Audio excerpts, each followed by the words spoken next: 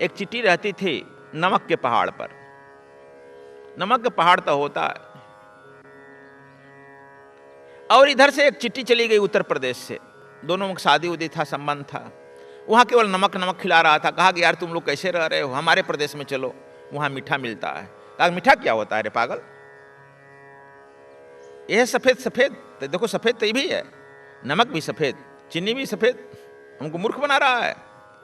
और कितना हूँ यह कहता था। वहाँ की जब नमक के क्षेत्र के जो चिट्ठियाँ थी उसको अपने तर्क जाल से, वाक जाल से निरुत्तर कर देते थे। इसी तरह से तू किसी कथावाचक विद्वान के चक्कर में, जिसको विद्वान तू कहता है, मैं विद्वान नहीं कहता हूं, उसे रटूमल कहता हूं।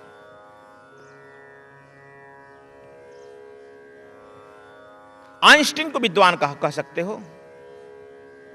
उसे अपना जो फॉर्मूला खोजता था वो भी याद नहीं रहता था।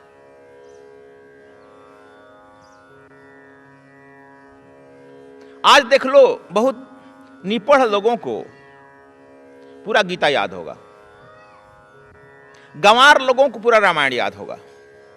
उसे विद्वता से कोई संबंध नहीं है। और जहां तू बोला, एक चौपाई से तुम पर प्रहार कर देगा, अटैक कर देगा, तू तिलमिला जाएगा। उसे अध्यात्म से कोई मतलब भी नहीं है। तो वह चिट्ठी काशी क्षेत्र से गई थी, निरुत्तर हो गई। अंत में प्रार्थना की कि एक मेरा बात तुम लोग मानेगा। कहा कि 2-4 चिट्ठियां मेरे साथ चलो, मेरे भी मुल्क में। तो क्या करें जब तुमको यही नहीं भाता, सफेद सफेद में मीठा है कि नमकीन है, तब तुमको क्या माने। नहीं माना। बहुत कहा कि अच्छा एक आध आदमी तो चलो मेरे साथ, मैं पहुंचवा दूंगी, प्लेन का टिकट दे दूंगी, प्लेन पर चढ़ा भी दूंगी। वहां से अपना ले आया, काशी में ले आया। तो वहां से चलते वक्त कही थी क्या ठीक है, पता नहीं कैसा खाना इसके यहाँ मिलेगा।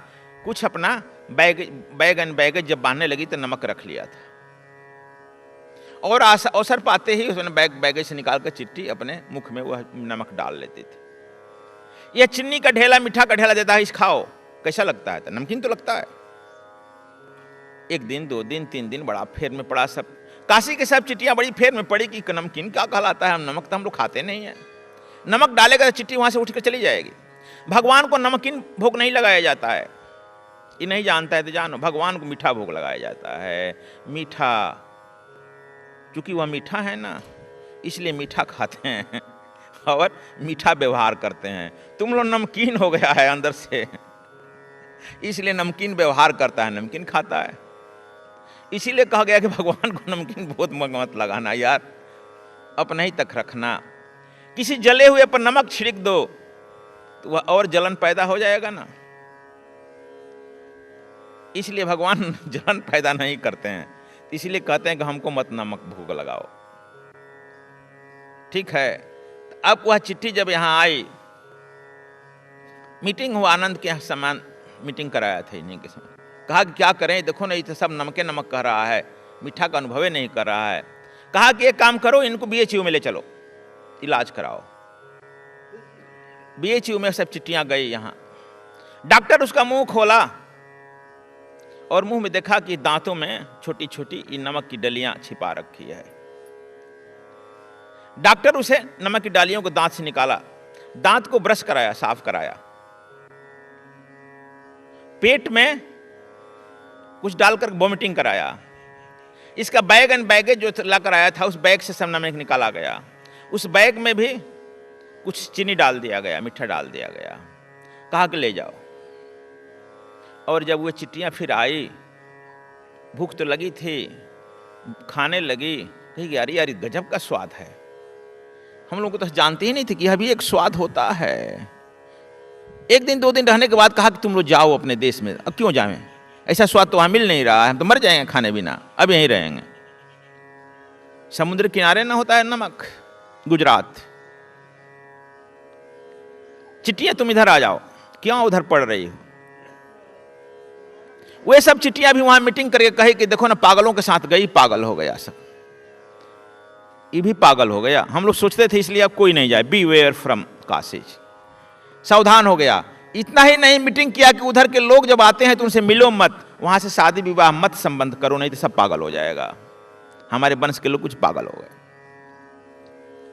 इसी तरह से हम भी उस परमात्मा से बचाते हैं अपने को, कथावाचकों के माध्यम से बचाते हैं, शास्त्रों के माध्यम से बचाते हैं। हम अपने को बचाते चले जाते हैं, बचाते चले जाते हैं। अपने मुंह से उस नमक के डेली को निकालना नहीं चाहते हैं। परमात्मा रूपी आनंद रूपी उस मीठा को खाना नहीं चाहते हैं। कभी कोई संजोग से किसी सदगुरु के चक्कर में पड़ ही गया, तब तो उसको ऑपरेशन से गुजरना ही पड़ेगा। और जब ऑपरेशन से गुजरेगा नहीं, कष्ट होगा नहीं, तब तक तो स्वाद उसे मालूम नहीं होगा। यह बड़ा कठिन रास्ता है। इसीलिए हमने कहा धर्म तुम लोगों का कि अब नया जमाना भी आ गया है और नए जमाने के परिप्रेक्ष्य में पुराणों को ठीक से जरा समझना होगा। ऋषि हमारे कहे हैं वो तीसरे नेत्र खुले हुए थे, सर्वज्ञ थे, और हमारा तीसरा नेत्र खुलने का क्या सवाल है। सोया है या जगह है, यह भी हम नहीं जानते हैं। फिर उनकी भाषाओं को कैसे समझेंगे। वे लक्षणा में छिपा गए हैं अपनी बातों को, हम लक्षणा को ही सत्य समझ लिए हैं। इसलिए ठीक ठीक यह समझ लो, प्रेम ही धर्म है। दूसरी बात मैं कहा, प्रेम ही धर्म है, घृणा ही अधर्म है। और प्रेम में जीना, प्रेम में रहना, प्रेम में ही अपना जीवन व्यतीत करना ही धर्म में जीना है।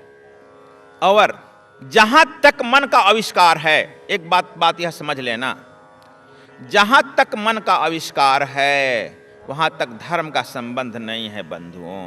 तुम मन के आविष्कार के इर्द गिर्द ही घूमता है। तुम्हारे मन का आविष्कार है खेल, प्रमोद, कथा, कहानी, नाटक, ये सब तुम्हारे मन के खेल हैं। चाहे वह मन का आविष्कार दयानंद के द्वारा किया गया हो या शंकराचार्य के द्वारा किया गया है, मन तो मन है। मन से मन को तौलिए, कभी न दो मन हो। यदि एक मन इधर रखेगा, एक मन उधर रखेगा, तो वह दो मन नहीं होगा, वह बराबर ही तौलेगा। चाहे किसी का मन आविष्कार करता हो, वह मन का खेल है। जहां तक मन का खेल है वहां तक धर्म नहीं रहेगा। और जब सदगुरु के सानिध्य में तू जाएगा, तुम्हारे मन को गिरा देगा। मन को गिराते ही तू अमन को उपस्थित हो जाएगा, अमन को उपस्थित होते ही तू परमात्मा को प्राप्त कर जाएगा। निगेटिव और पॉजिटिव दोनों साथ साथ चलता है। यदि निगेटिव ही केवल पॉजिटिव एक ही तार लगा दो, पॉजिटिव बिजली विद्युत का धारा प्रवाहित नहीं होगा बंधुओं। एक निगेटिव भी तार चाहिए। तुम लोग फिर कहेगा औरत निगेटिव है, पुरुष पॉजिटिव है। इसीलिए औरत को तुम लोग कहता है घर वाले। तुम लोग लाख कमाएगा लेकिन घर बनाएगा उसी के नाम से ना, उसी के इर्द गिर्द घूमेगा, घूमेगा उसी के इर्द गिर्द। जाकर शाम को हाजिरी दे देगा, धन्यवाद, सलामी मारेगा, बिना मारे तुम्हें दंडित कर देगी। इसलिए तुम लोग कहेंगे निगेटिव, निगेटिव देखो माइनस, मैथमेटिक्स का फॉर्मूला है, minus plus minus is equal to positive. औरत पुरुष को गढ़ सकती है, पुरुष किसी औरत को या पुरुष को नहीं गढ़ सकता है। यह औरत में ही सामर्थ्य है। नेगेटिव माइनस प्लस माइनस बराबर प्लस हो जाएगा ना। थोड़ा भी एबीसीडी मैथमेटिक्स का जानता है तो ये समझ लो। इसीलिए दुर्गा सप्तशती में कहा गया है, दुर्गा ने कहा है इस सृष्टि की रचना तो मैं की हूं और पुरुष का आविष्कार तो मैं की हूं। अब तुम समझ गया होगा पुरुष का आविष्कार कैसे हुआ। पॉजिटिव है, प्लस है ना, माइनस प्लस माइनस बराबर प्लस, लेकिन प्लस प्लस प्लस बराबर प्लस। ये तो मैथ का बच्चा क्लास का विद्यार्थी समझता है। प्लस को तुम बार बार जोड़ेगा, घटाएगा, वह प्लस ही रहेगा, परिवर्तित नहीं होगा। औरत क्षण भर में पुरुष बना देगी, क्षण भर में औरत बना देगी। इसलिए इसे आदि शक्ति कहा गया है, तुमसे श्रेष्ठ है, इसलिए औरत श्रेष्ठ होती है। इसलिए शक्ति की मालिक तुम कहते कि हम बड़ी ताकत में है, मारपीट कर देंगे, ये तुम मार पवित्र करना था तो दुर्गा का अवतरण क्यों हुआ? कहां था तुम्हारा शक्ति? तू कहता कि हम कमा लेते हैं, बहुत धन रखते हैं हमारे पास। यदि तुम्हारे ही पास धन रहता तो लक्ष्मी का अवतरण क्यों होता? तुम बोलता कि बहुत हम रट्टू मल हैं, रट लेंगे। तुम्हारे रटने से विद्वान थोड़े होगा। सरस्वती तुम्हारे जिह्वा से हट जाएगी, तू टाँ टाँ फीस हो जाएगा। इसलिए विद्या की भी मालकिन तुझसे ही बना दिया गया। तुम बता सकता है किस चीज का मालिक बना है? किस चीज का बना है? पूछे न ओछे मैं दुल्हन का चाची क्या बना है? कोई कहीं कुछ नहीं है तो हम ही श्रेष्ठ हैं, हम ही श्रेष्ठ हैं। कैसे? बात से, कैसे लंठई से, कैसे गुंडई से। तुम लोग कहेगा, अब समझ गया तुम लोग, ये लोग बड़ बोले से श्रेष्ठ रहते हैं, कहीं श्रेष्ठ हैं नहीं।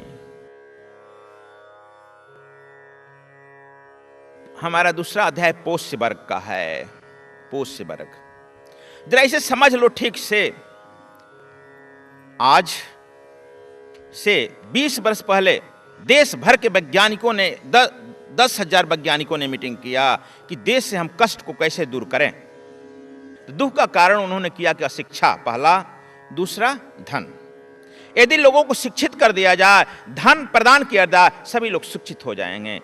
और यह 20 सालों से पूरे विश्व में क्रांति आई है, नई टेक्नोलॉजी आई है और पढ़ाई का भी स्तर बढ़ गया है। 80% से 90% लोग, कुछ स्टेटों में 100% लोग, कुछ देश में तो 100% लोग विद्या भी प्राप्त कर गए, शिक्षित भी प्राप्त, शिक्षा भी प्राप्त कर लिए। साथ ही टेक्नोलॉजी भी आ गया। जहां हम लोग 77 में अकाल पड़ा था, खाने को नहीं मिल रहा था, अब तुमको सुनकर यह आश्चर्य होगा कि उस समय जनसंख्या भारत की 50 करोड़ थी, अभी 1 करोड़ 20 करोड़ हो गई है और भोजन सरप्लस हो गया है।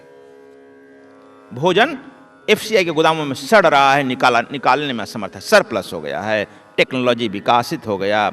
हम लोगों के जब होश संभाले थे, एक कुर्ता और जूता नहीं था। जूता जब हम लोग खरीदा गया ना बच्चा, 2-2 इंच बड़ा, पूछते थे क्यों? कहा कि आज पैरवा बढ़ेगा ना, जूतवा तो वहीं रह जाएगा ना। तो कपड़ा ठूस कर पहनते थे। और गांव भर में जब शादी लड़कों की होती थी ना, तिलक, तो हमारा जूता जागता था कि हाँ उनका तिलक है, या जूतवा दे दीजिए। वो जूतवा को अपने कपड़े में लपेट उपेट करके ले जाता था, पहना देता था, फिर कपड़े में लपेट कर पहुंचा देता था। अब तो लड़का तुम्हारा जन्म नहीं लिया और उपहार में दर्जनों नहीं सैकड़ों जूता और कपड़े मिल गए। बदल गया ना। लेकिन मैं पूछता हूं, दुख घटा, दुख बढ़ा या घटा? बढ़ा। तब वैज्ञानिक लोगों की थ्योरी फेल हो गई ना। सुख के साधन भी बढ़ गए। पहले प्लेग और हैजा आता था, गांव के गांव मर जाते थे। अब प्लेग और हैजा यहां भारत से भाग गया, भारत से नहीं पूरे विश्व से भाग गया। यहां से फोन किया जा रहा है, प्लेग हालो आ जाओ, कोई आ नहीं रहा है, ये भी भाग गए। लेकिन दुख घटा कि बढ़ा? आखिर क्या हुआ? आत्महत्याएं जितनी पहले नहीं होती थी, अब आत्महत्याओं का दौर बढ़ने लगा। आत्महत्याएं अब वह कर रहे हैं जिन्हें खाने के लिए नहीं मिलता, वह नहीं कर रहे हैं। जिन्हें खाने के लिए प्रचुर मिलता है, घोड़ा और गाड़ी है, आईएएस और आईपीएस, डॉक्टर और इंजीनियर और अधिकारी वर्ग आत्महत्याएं कर रहे हैं। अब बताओ, यह आत्महत्याओं का दर तो बढ़ गया। अब पुनः 2 साल से पुनः विश्व भर के वैज्ञानिकों का पुनः दल बैठ गया। अब क्या किया जाए? तो अभी जो निर्णय हुआ है, करंट में हुआ है कि हम लोग धन कमा लिए हैं, धन को खर्च करना सीखें। देखो पुनः घूम करके वहीं आ रहा, धन को खर्च करना सीखें। कहां खर्च करें? अपने कमाई का अधिकांश भाग धर्म में खर्चा करें, चर्च में खर्चा करें, धर्म का प्रचार हो। और वे लोग जहां हम नहीं पहुंच सकते हैं, जहां की जनता गरीब है, निरीह है, चाहे शिक्षा से हो, ज्ञान से हो, चाहे कपड़ा से हो, वहां तक वह धार्मिक पुरुष पहुंचाएगा। नंबर 1। नंबर 2 में आया कि आपके रिश्तेदार हों, आपके पड़ोसी हों, उन्हें देखो, उन्हें अपना धन प्रदान करो। दूसरा हो गया। तीसरा आया है, जो तुम्हारे दूर के रिश्तेदार हों, साल 2 साल में कभी काल मिल जाते हों, उनके बारे में जरा सोचो, वे क्यों दुखी हैं, उन्हें भी सुखी करो। चौथा, जो तुमसे 2-4-5 साल पर कभी मिलते हैं, तुमसे सिंपैथी रखते हैं, उनके बारे में सोचो, उन्हें भी मुहैया करो, मत बंद करो उस धन को, केवल लकर में मत बंद करो। दुख तुम बढ़ा रहे हो बंद करके, और उसको भी बढ़ा रहे हो, उनके बारे में सोचो। 4 हो गया ना। 5वां, जो तुमसे मिलते नहीं है, कभी न मिलने वाले हैं, लेकिन किसी न किसी प्रकार तुमसे सिंपैथी रखते हैं, उनके प्रति भी धन को पहुंचने दो। यह 5 सोचा गया है। तुम लोग नहीं जानते हो, यह करंट थीसिस मैं तुम्हारे तक पहुंचा रहा हूं। हमारे यहां भी सोच लिया गया है, उसको हमारे यहाँ ऋषियों ने बहुत पहले देख लिया था। इसीलिए कहा कि ऋषियों के पास एक तीसरा नेत्र था। मैं भी उस तुम्हारे दीक्षा में ही तीसरे नेत्र खोलने की प्रयास करता हूँ। दीक्षा में ही बताता हूँ कि तुम तीसरा नेत्र कैसे खोलेगा। जब तक से तुम्हारा तीसरा नेत्र नहीं खुलेगा, ऋषियों की बात नहीं समझेगा, बस रास नचाएगा, रास में कृष्ण को गाएगा बजाएगा। पता नहीं उस रास नचाने में तुम लोगों को क्या मिल जाता है, और कुछ मिलता हो या ना मिलता हो। कहीं कि कुछ लड़कियों को लेकर के यहाँ से वहाँ भागता है, वहाँ से वहाँ भागता है, और यही तो मिल जाता है। हमारी बात भी सुनकर तुम लोग खराब लगेगा, लेकिन इससे समाज को क्या मिलता है, हमने अभी तक यही देखा, यही मिला है समाज में। लेकिन अब सोच लो क्या मिल रहा है। अध्यात्म के प्रति तुम बड़े उदासीन होते जा रहे हो।